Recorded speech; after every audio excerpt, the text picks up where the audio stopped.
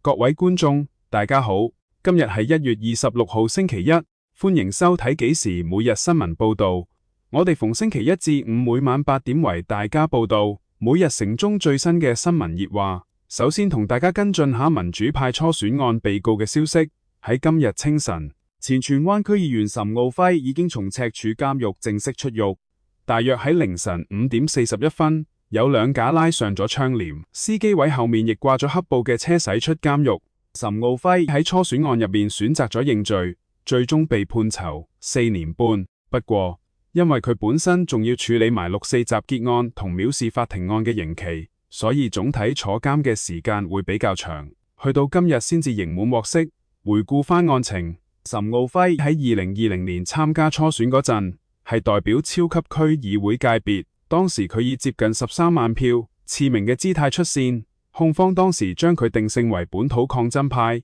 並指出佢有份簽署墨落無悔聲明。控方嘅理據亦提到，佢曾經喺記者會上面表明，如果仍然今日係暴政當道、魔警橫行嘅話，無論財政預算案嘅內容係乜，佢哋都會採取否決嘅態度。至於求情方面，佢嘅代表大律師喺2024年形容，岑敖暉已經悔過。岑敖暉喺親筆求情信入面亦都有提到，話自己以前一啲政治參與嘅理念，並不是表面上那麼光彩。自己以前係一個充滿憤怒嘅人，但係因為妻子嘅愛，令佢明白到憤恨係冇辦法帶自己去到任何光明或者有建設性嘅地方。佢喺信入面仲強調，自己現時最大嘅願望就係返屋企同妻子共度歲月。隨住岑敖暉出獄，呢單案目前累計已經有16名罪成嘅被告獲釋。根據法庭線嘅推算，預計喺2026年內仲會有6個人陸續出獄，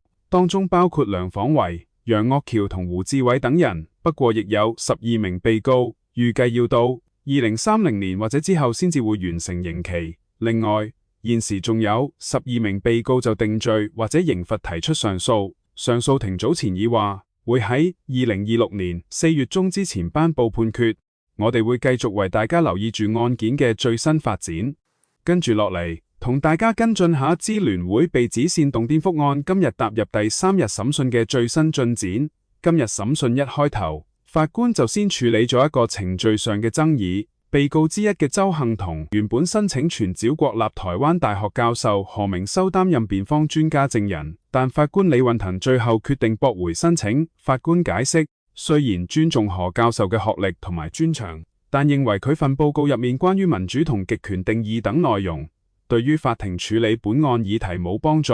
屬於與案無關。至於控方嘅開案陳詞，今日嘅重點落喺支聯會嘅5大綱領，特別係結束一黨專政呢6個字上面。控方指出，支聯會自成立以嚟就將呢個口號作為組織嘅根本主張同埋目標。目標係喺獲得群眾認同嚟推動顛覆國家政權。控方認為呢個主張嘅自然同埋合理效果，必然係要終止中國共產黨喺國家憲制下嘅領導地位。所以無論有無涉及武力，只要係違反憲法，就已經構成咗非法手段。庭上亦都播放咗大量歷史片段。控方將82段片分成3類，涵蓋由1990年到國安法生效後嘅言行。當播到1996年6.4集會司徒華生前嘅發言片段嗰陣，司徒華喺片入面提到，即使面對考驗，都要戰鬥到底。喺被告欄嘅李卓人當時用手指抹眼角，仲一度脫下眼鏡睇翻自己以前發言嘅片段。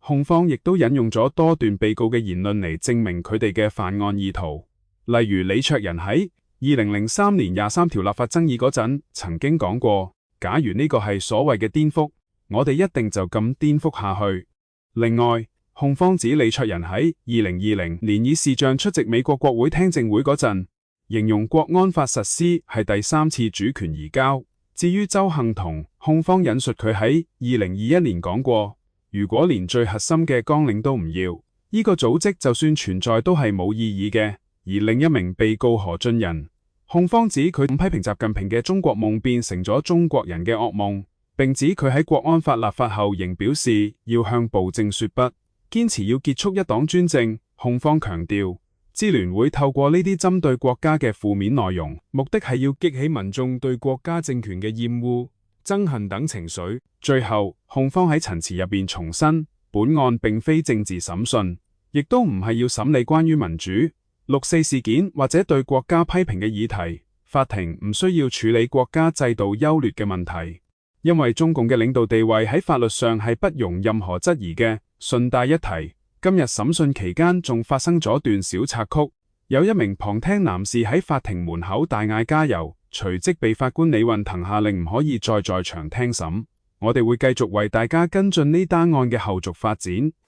跟住落嚟，同大家跟進一下啱啱實施，但係有唔少爭議聲嘅巴士強制戴安全帶新法例。新修訂嘅道路交通規例喺尋日25號正式生效。法例規定，如果巴士座位設有安全帶，乘客就必須要佩戴，違例者最高會被罰款5000蚊同埋監禁3個月。不過新例一出，隨即引起市民唔少怨氣。上屆有份通過法例嘅民建聯立法會議員陳恒鑌，今日喺電台節目入面承認，當初審議法例嘅時候，的確冇考慮過市民反應咁大。佢將原因歸咎於當局當時採取捆綁式嘅做法，將幾條唔同嘅法例一次過交俾立法會，包括網約車法例同埋的士車頭放置電子屏幕嘅限制，結果令到議員喺討論安全帶設計細節上唔係好仔細。對於外界質疑係咪因為立法會太過高效審議而導致疏漏，陳恒鑌就反駁話，唔係呢個問題。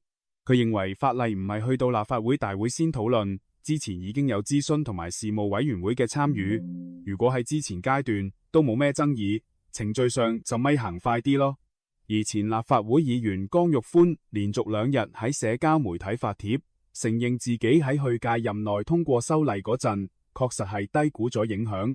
佢解釋話，當時呢項條例係同網約車條例一齊進行審議，結果導致佢當時對巴士安全帶法例嘅衝擊估計不足。面對目前嘅輿論壓力，江玉歡認為遲講總比逃避好。佢特別指出，香港市區行走嘅巴士通常車速唔快兼站多，加上道路繁忙，乘客如果因為解開安全帶而動作慢咗，好容易就會出現飛站嘅情況。江玉歡又認為乘客本身並唔係意外嘅製造者，質疑點解要過百萬名乘客去遷就少部分唔小心嘅駕駛者，認為咁樣做欠道理同埋邏輯。對於一啲短途客嚟講，強制佩戴亦都存在操作上嘅困難。為咗平衡風險同實際情況，佢建議將行駛非高速巴士改為自願性質佩戴，同時將法例暫緩執行，例如推遲1年實施，等當局有充分時間去宣傳同埋體察民情。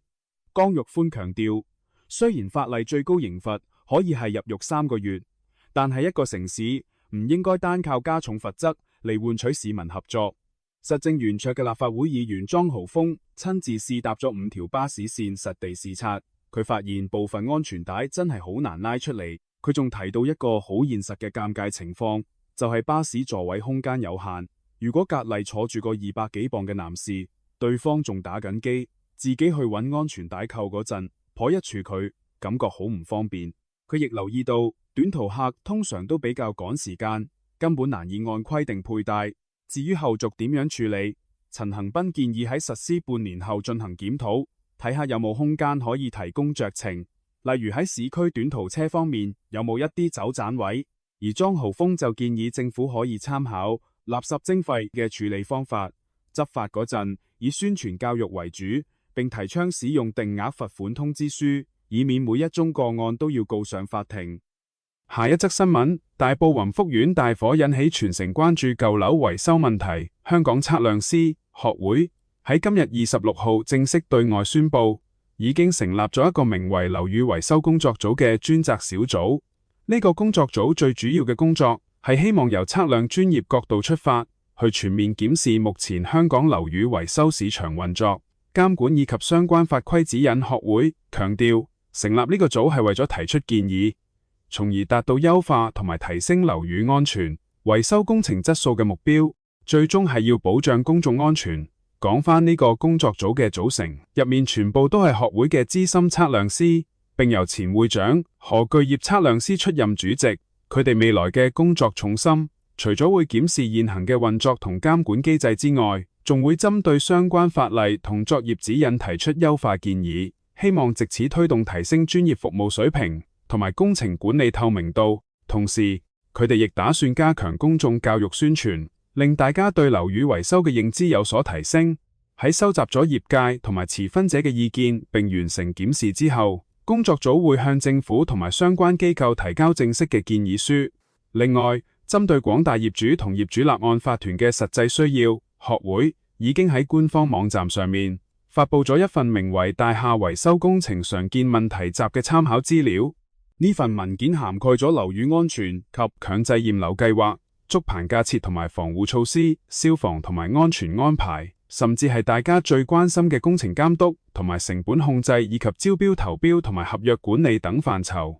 跟住落嚟，同大家跟進一單關於非法載客取酬，即係俗稱白牌車嘅判刑消息。一名39歲、曾任中共軍人嘅大陸男子曾玉林，涉嫌利用舊同學嘅身份，喺高德地圖嘅服務供應商嗰度開設賬戶。喺舊年6月到8月期間，佢嚟香港揸住一架 Tesla 載客取酬。喺短短2個零月入面，佢一共行車約691次，賺取咗超過7萬港元嘅收入。被告早前承認咗19項控罪，包括違反逗留條件、駕駛使用汽車以作出租或取酬載客用途罪，以及沒有第三者保險而使用汽車罪。今日26號喺粉嶺裁判法院，處理主任裁判官香淑嫻正式判處被告入獄8個月，仲要強制停牌18個月。喺求情方面，辯方形容被告係一個節儉、恪守紀律而且負責任嘅男人，係因為屋企貧困同埋有財政壓力先至幫補家計，強調佢有真誠悔意。不過，裁判官香淑嫻就質疑，被告先喺內地以數10萬元買車代步，嚟到香港又花費13萬購入涉案嘅 Tesla 嚟載客，明顯係有計劃犯事。香官認為被告嘅經濟壓力係自行招致嘅，同一般人捉襟見肘嘅情況有好大分別。法庭亦都強調，被告喺香港工作嘅時間長度同性質都比其他案例嚴重，加上佢開車期間無提供第三者保險，如果車程入面發生人命傷亡或者財物損失，受害者可能唔會獲得賠償。不過考慮到被告認罪而且事後和盤托出，裁判官最終將刑期定為8個月，所有控罪刑期同期執行。跟住落嚟，跟進一單關於疑似學術名義銜頭買賣嘅爭議。最近喺大陸社交平台流傳，只要俾錢就可以成為一間叫做香港國學發展研究院嘅顧問或者教授。而呢間機構嘅官方網站竟然公然利用中文大學道入口門牌，即係大家俗稱4條柱嘅相片進行改圖，將門牌上嘅中大校名標誌替換成自己研究院嘅名稱。中大回應話，指出校方從未授權或同意該機構使用校園設施圖片，中大已經要求對方立即停止，並承諾不再以任何形式使用、發布、分發或推廣上述經篡改圖片，並且要提交正式書面確認停止侵權行為同埋刪除相片。中大更強調會保留一切法律追究權利。究竟呢間研究院係乜嘢來頭？根據佢哋網頁嘅簡介，佢哋自稱係一所經特區政府批准設立、坐落喺香港嘅卓越文化機構，研究領域涵蓋醫學、中醫、風水等。佢哋聲稱擁有超過400人嘅學術界專家組成嘅精英團隊，成員嚟自國務院發展研究中心、港大、中大、清華同北大等名校，仲話發表過超過1300部學術著作。不過呢啲光鮮嘅背景被指疑點重重。首先係銜頭有價，有博主爆料話要成為呢間研究院嘅學術委員會顧問，索價1萬元，特聘教授要1.5萬元，而最貴嘅榮譽終身教授則要2萬元。其次，研究院聲稱去過香港大學同中聯辦交流，但配圖被發現疑似移花接木，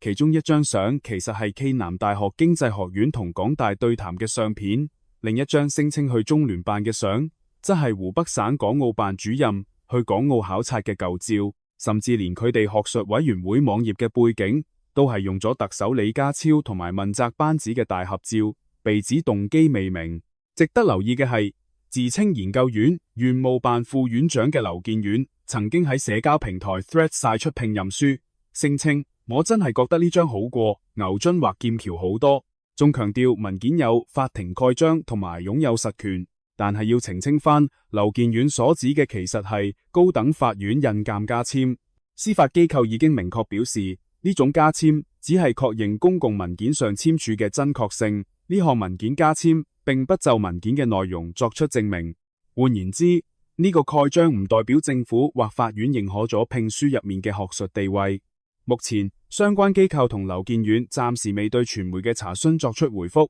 最後睇睇財經，今日恒指連升4個交易日，表現相當平穩，收市升咗16點，報26,765點，升幅大約係0.06%。雖然指數變動唔大，但係大市成交金額就非常之活躍，錄得2616億元，比尋日增加咗8.65%。不過國指就跌咗13點，而恒生科技指數收報5725點，跌咗1.24%。資金流方面，北水南下合計淨流出8.26億元，係連續第二日出現流出情況。至於科技股，當中阿里巴巴跌咗1.96%，收報165.2元；騰訊就升咗0.76%，收報599.5元。至於小米同埋百度嘅跌幅就比較明顯，分別跌咗2.81%同埋3.12%。快手亦都跌咗3.26%。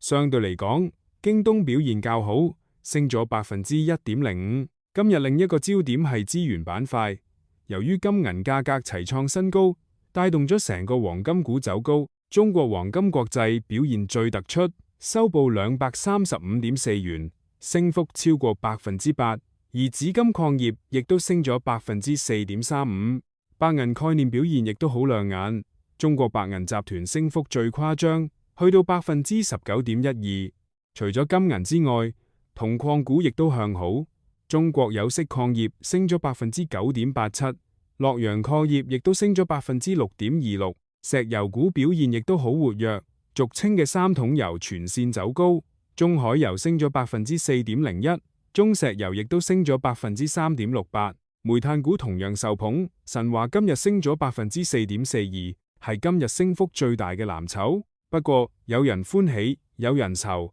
今日光電股跌幅明顯，信義光能跌咗5.85%，成為今日跌幅最大嘅藍籌。協鑫新能源更加錄得13.5%嘅顯著跌幅。今日嘅幾時每日新聞報道就嚟到呢度，多謝各位收睇，守護真相絕對不放棄。我哋嘅堅守需要大家大力支持，更加需要大家訂閱我哋嘅頻道。聽日再見。